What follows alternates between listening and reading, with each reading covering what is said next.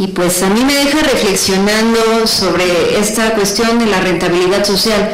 ¿Por qué si a una empresa minera le exigimos que cuide el entorno y no concebimos dejarlos hacer lo que se les dé la gana sin que tengan responsabilidad sobre el impacto ecológico que pueden generar alrededor?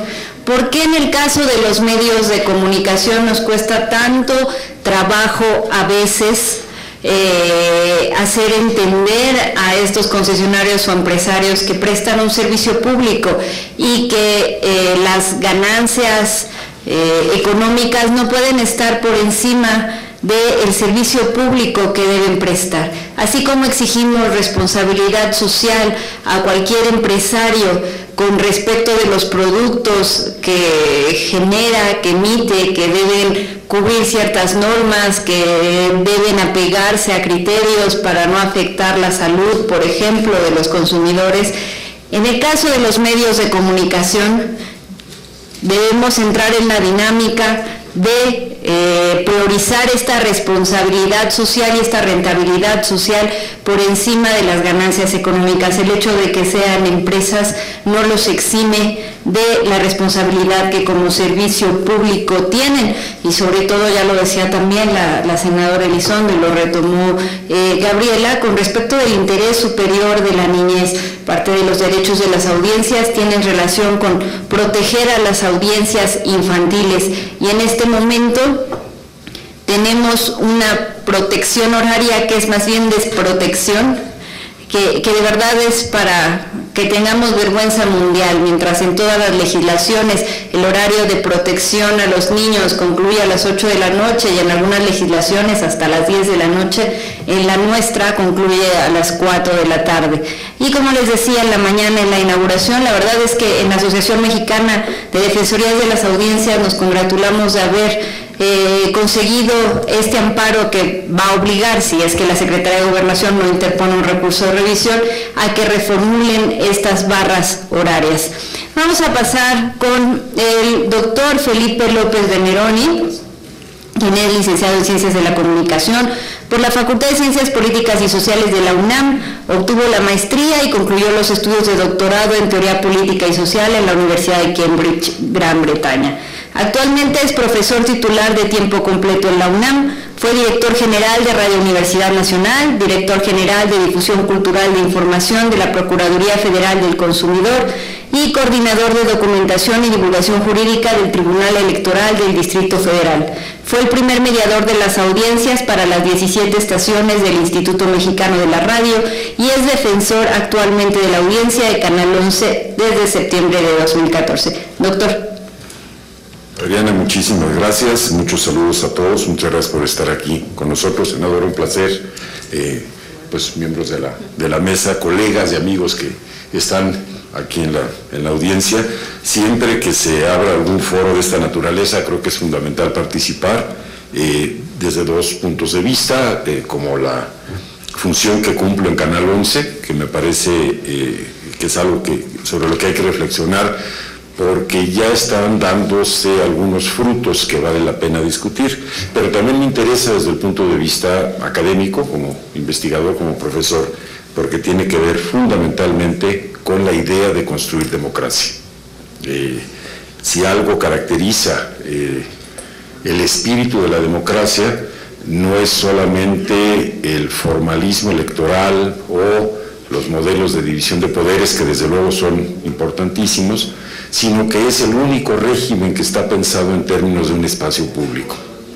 Ninguna otra forma de poder tiene concebida la idea de la participación colectiva de la ciudadanía o de las personas que integran una comunidad en el proceso de toma de decisiones, ya sea de manera directa o de manera indirecta. El espacio público sigue siendo quizá la característica de la democracia que más vale la pena apoyar. Podemos ver que hay modelos parlamentarios, monarquías constitucionales, repúblicas, federalistas, etcétera, pero todas tienen un espacio público, es lo que las caracteriza, lo que las, garantiza esta idea de democracia, cuando menos en términos de cultura política. Y creo que si algo hemos descubierto en la historia, creo que algunos de los asistentes en esta sesión son estudiantes y habrán tenido que pasar por esta tenebrosa lectura de Jürgen Habermas. Recordarán efectivamente la historia y crítica de la opinión pública, la transformación de la esfera pública. El espacio público es una cosa y dentro de algo que ha sido característico en todas las democracias es esa esfera particular donde está articulada alrededor de los medios. Sabemos también que con el paso del tiempo los medios han dejado de ser meros espacios de resonancia del debate de intelectuales o de analistas y se han convertido ellos mismos en actores políticos, en tanto que también lo son actores económicos. Entonces tienen una participación muy interesante y muy compleja en esto del espacio público y creo que la senadora lo señaló muy bien, porque por un lado tienen una serie de intereses pecuniarios, económicos, que les son propios, pero por otro lado deberían cumplir una función pública, que es lo que tú señalabas. La figura de las defensorías tiene una historia interesante, no la voy a recapitular, pero nada más para darnos una idea, el primer ombudsman, no de medios, el primer ombudsman se establece en Suecia en 1807. O sea, tenemos algunos años de distancia respecto de otras culturas, y su función era muy clara: desahogar asuntos que aparentemente no tenían la suficiente complejidad para un órgano legislativo, en este caso el Parlamento sueco, pero que eran fundamentales para los ciudadanos. Y el caso particular era de un señor que dice: van a hacer una carretera exactamente donde está el cementerio, donde está enterrado mi padre. Entonces esto fue un asunto muy, muy interesante. Decían los parlamentarios suecos: no tenemos tiempo de estar viendo estas cosas, tenemos otros asuntos. Entonces se crea esta figura de una persona que de alguna manera está más allá de la función legislativa, pero que puede generar recomendaciones para que haya una discusión seria y orientada por parte de los parlamentarios y reconsiderar, de así ser necesario, una decisión. Bueno, los primeros ombudsman de medios vienen apareciendo hacia 1920, sobre todo en Estados Unidos y en Inglaterra, y sobre todo en los medios impresos. Era fundamental que estuvieran, digamos, en Inglaterra, ahorita mencionó la colega el caso de la BBC, allá tienen una cosa que se llama el Standards Editor, que es David Jordan. O sea, la función de él es vigilar que el estándar de calidad al que está públicamente comprometida la BBC se cumpla. Y es un estándar de calidad al que está públicamente comprometida porque está también sancionado por el Parlamento británico. Entonces su función es básicamente estar vigilando que si algún programa de la BBC, alguna serie de la BBC no cumple esos estándares, entonces generar las recomendaciones y las sanciones pertinentes. En México realmente, pues la primera noticia que tenemos de algo parecido a los derechos humanos es en 1984, una iniciativa de la sociedad civil que se crea la Academia Mexicana de Derechos Humanos. Un año después, el rector, en ese entonces el rector de la UNAM, Jorge Carpizo, crea la Defensoría de los Derechos Universitarios, que es un modelo que luego va a llevar, cuando le toca crear la Comisión Nacional de Derechos Humanos. Estamos hablando apenas de los años 90. Esta historia de la Comisión Nacional de Derechos Humanos, ustedes la pueden seguir por otra vía, pero no se tocó nunca el problema de los medios o el problema de la información, etc. Eran discusiones que se estaban dando en otro espectro, y el caso es que fue hasta el 2007, más o menos, que el gobierno federal en ese entonces emite una especie de directriz donde cuando menos los medios públicos deberían de tener alguna forma de autorregulación, alguna forma de representación de las audiencias. Si mal no recuerdo, Radio Educación, la que arranca con esta figura, y Canal 11. Canal 11 antes, del 22, bueno, lo checamos, pero es el 2007, 2005. Pero bueno, es cosa de revisar los archivos y nos ponemos de acuerdo. Porque creo que el 22 hasta el 2009, pero en fin. El caso es que son los medios públicos en México los primeros, casi por instrucciones gubernamentales, en sacar adelante la idea de una defensoría. Ya Radio Educación tenía una asociación un poco espontánea de la audiencia que se llaman los radioeducaditos, ¿no? Y esto era muy interesante porque como que no hay la cultura de yo como audiencia poder opinar y participar respecto de los medios que sintonizo. Los medios públicos desarrollan esta figura que tiene una vigencia pues hasta el 2014, cuando finalmente se aprueba la nueva Ley Federal de Telecomunicaciones y Radiodifusión, y con el debido respeto a la senadora, parecería que el órgano legislativo que la aprobó de repente se dio cuenta, o no se había dado cuenta de lo que había aprobado, y entonces ustedes conocen bien la historia. Ahorita está todo en un estatus, aunque sigue vigente la ley, está en un estatus de discusión, y es lo que nos convoca a este foro. Entonces, bueno, quiero señalar que Canal 11 es un canal muy noble. Ustedes seguramente han visto su programación, de niños, de adolescentes, ya de adultos.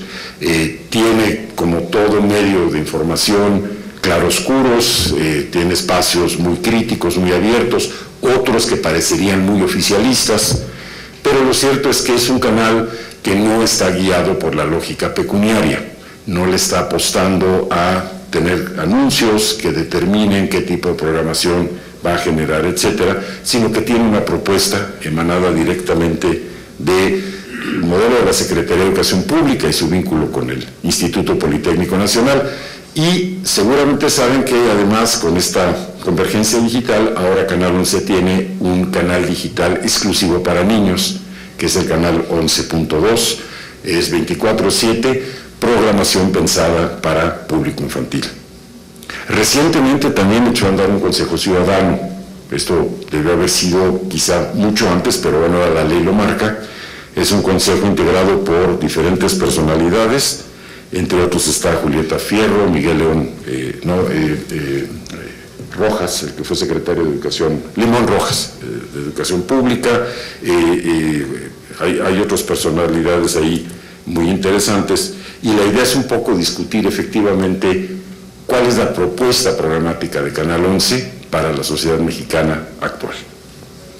Yo considero que en este sentido hemos visto algunos triunfos, no voy a repetir todos ellos, pero algunas cosas que se han logrado. La audiencia escribe y dice cómo es posible que Canal 11, un canal educativo, cultural, tenga un programa de toros, ¿no? Entonces, esto generó una polémica hace un par de años muy interesante. Finalmente, Canal 11 también tiene que reconocer que hay un público que ve ese programa y que también tiene derecho a ver ese programa, y esto es donde entra la lógica de la Defensoría. Aquí es donde debe y debería entrar también el Consejo Ciudadano. No haré el cuento muy largo, el caso es que se logró pasar ese programa sin quitarlo. Se pasó el lunes a las 11:30 de la noche, con los anuncios parentales que pide la propia ley, lo cual permite, bueno, que aquellos que lo quieren ver, lo vean, y lo saca, digamos, de esa zona que está abiertamente a discusión de la programación para jóvenes, para niños, etcétera, ¿no? El otro logro que se tuvo, me parece importante, es precisamente este convenio con el Instituto Nacional Electoral para que cuando menos las pautas electorales en el canal 11.2 para niños y en la barra infantil del canal 11 regular se transmita con otro tipo de spots, sí de educación cívica, sí de alentar el voto, pero no estos spots que seguramente muchos de ustedes han visto, que en algunos casos son francamente lamentables por la forma en que están producidos, el lenguaje que contienen, y que más que invitar al voto, etcétera, parecería que están anunciando una futura narcoserie. Entonces, a mí me parece que es importante reflexionar esto, porque desde luego uno puede decir, es que podrían hacer más las defensorías, podrían ser más enfáticas en sus recomendaciones, sin duda, pero están avanzando. Lo que me preocupa es precisamente el otro lado de los medios, lo que son propiamente los medios comerciales. Aquí hemos visto una resistencia histórica de quienes han sido privilegiados con una concesión, al grado que les hemos aceptado hablar de medios privados cuando constitucionalmente en México no existen medios electrónicos privados, todos son concesiones. Ha habido una resistencia histórica a la idea siquiera de rendir cuentas públicas de su actividad. Es donde viene este disfraz, este doble juego de que es mi libertad de expresión, no me la puedes sancionar. Habría que recordarles que la libertad de expresión solo tiene sentido cuando no solo la ejerces tú, sino también tiene derecho de ejercerla el otro. Y esto es algo que, por ejemplo, no les cae muy bien. Creo que esta resistencia, que marca una contradicción terrible, porque es la forma en que un pequeño grupo de actores privados usufructan discrecionalmente una actividad de interés público, que es precisamente la radiodifusión, se ha convertido, y lo tengo que decir en esos términos, uso una analogía que está lamentablemente muy reciente, se ha convertido en un socavón en este camino hacia la democracia que estamos tratando de construir mucha gente en México, ¿no? Es un socavón porque no puedes construir un modelo democrático sin que todos los actores que participan en la concreción de ese modelo le entren al juego. Una de las características que planteaba esta ley era ponerle reglas al juego del espacio público.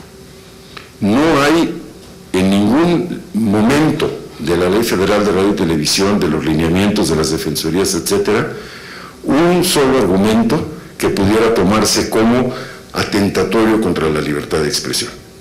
Pongo un ejemplo, y a ustedes seguramente lo han seguido ahora en Twitter, con Esteban Arce, el gran ídolo de la inteligencia mexicana, y este otro muchacho que se apellida Zurita, en MBS, donde despotrican en contra de la diversidad sexual, etcétera. Y ellos han recibido ya por parte del propio público una sanción, ¿no? Que es interesantísimo. Pero aquí lo que estamos pidiendo, o lo que se está pidiendo es no que dejen de opinar, sino que distingan lo que es su opinión de la información que tienen que dar. Eso, me disculparán, pero en ningún lado se consideraría censura. No está diciendo deja de opinar. Puedes opinar, pero aclara, es mi opinión y no la información que te estoy dando. Esto supone muchas cosas y yo nomás quiero ya terminar señalando esto para ver si estoy claro. En México hemos avanzado, nos ha costado mucho trabajo, pero hemos avanzado pian pianito desde los 70s en la construcción de un gran menú de lo que yo podría llamar derechos civiles, paralelos o enmarcados dentro de este concepto más filosófico que son los derechos fundamentales o los derechos humanos. En los 70 se crea la Procuraduría Federal del Consumidor y se genera una Ley Federal de Protección al Consumidor. La idea, y esto quiero dejarlo muy claro, la idea es que el consumidor tenga certeza que al adquirir un producto, si este producto no cumple con las especificaciones que se le habían dado, haya de alguna manera una retribución o se pueda resarcir el daño. Y lo primero que hay que preguntarnos, ¿acaso la Ley Federal de Protección al Consumidor o la Profeco implican o dañan la libertad de mercado? Yo no lo veo así, al contrario, le está dando certeza, le está dando reglas claras al juego. El caso de los usuarios de los servicios médicos, tenemos ya una CONAMED, es exactamente el mismo caso. Puede haber negligencia médica. ¿Y quién da la cara? La importancia de la medicina como un factor en la vida pública no se puede soslayar. Entonces, qué bueno que existe esta Comisión Nacional de Arbitraje Médico para determinar aquellos casos cuando ha habido algún abuso o negligencia en el ejercicio de la medicina y no afecte el derecho de cada quien, claro, el dinero sí, de elegir al médico que quiera.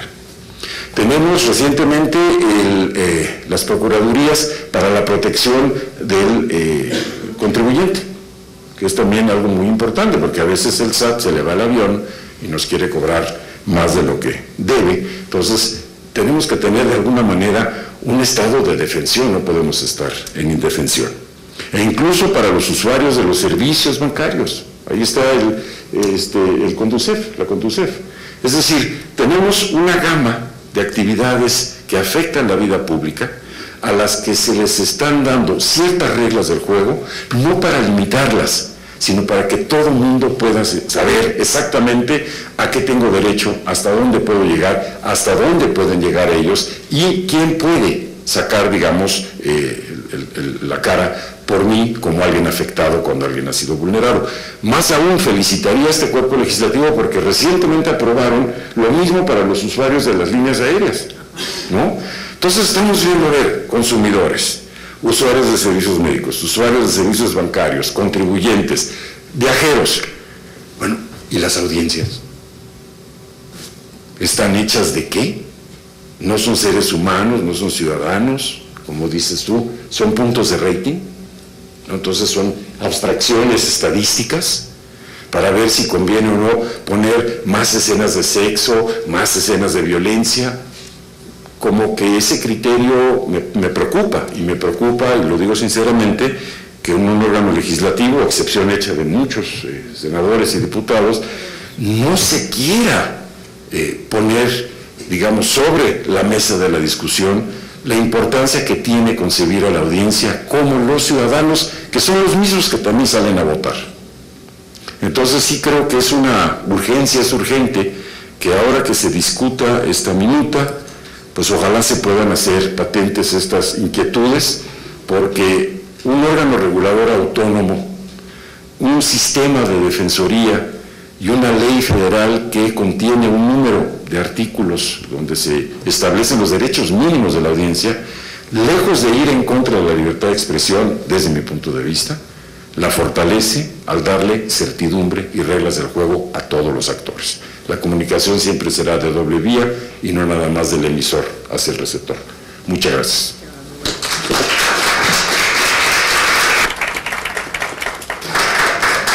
Agradecemos la participación del doctor López Veneroni y recordamos la participación del doctor Orozco, que con las palabras que expresaba Felipe me recordó esto que me parece no debemos olvidar. No estamos hablando solo de audiencias, estamos hablando de ciudadanos.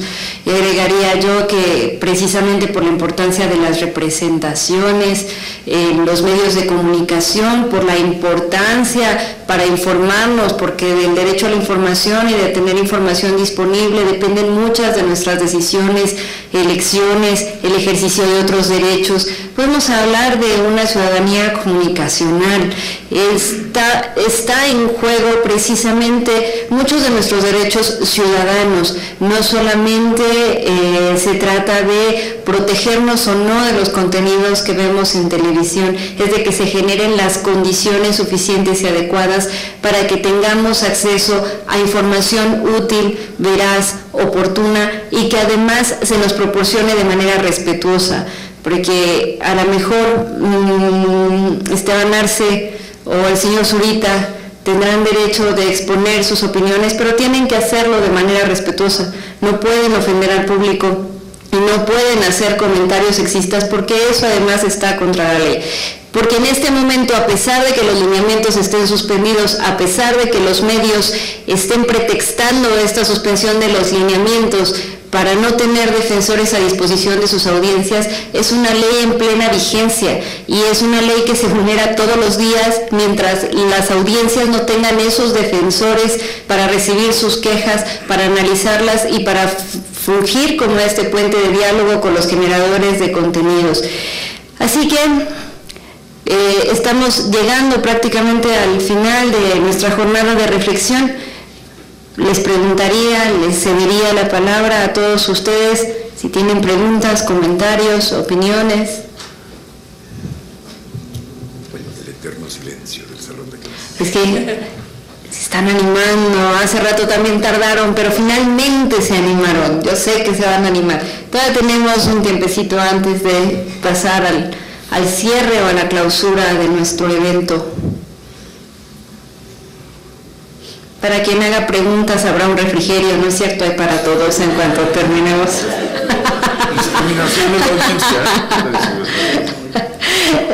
La maestra Beatriz Solís. Sí, yo una consulta a la senadora. ¿Hay alguna razón o explicación para no haber cursado a la comisión especializada en el tema de radio y televisión la minuta de la Cámara de Diputados? O sea, ¿ustedes como comisión han recibido alguna explicación de por qué no se les turnó? Porque sí me parece muy delicado que la Cámara específica, la Cámara especializada, no haya sido considerada para su turno. Uno ha aprendido a usar una frase de un político importante de este país, que es Santiago Krill: el sospechosismo siempre se nos presenta enfrente cuando suceden cosas que no tenemos explicación. Gracias, senadora.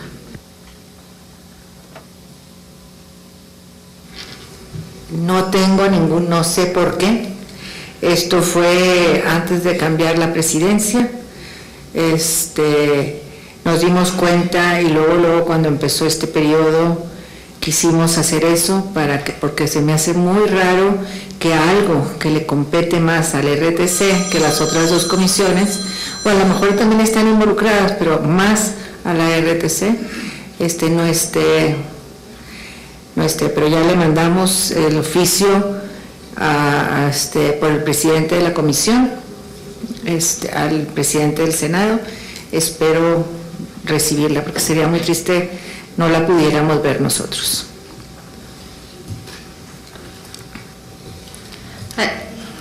Tenemos una pregunta de atrás, por favor.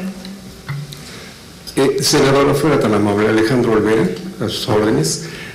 Quisiera preguntarle si en tiempos legislativos es necesario primero definir al titular del Instituto Federal de Telecomunicaciones, establecer todo aquel esquema administrativo que a su alrededor habrá de darse para posteriormente poder analizar la posibilidad de una revisión y en su caso aprobación o rechazo de esta minuta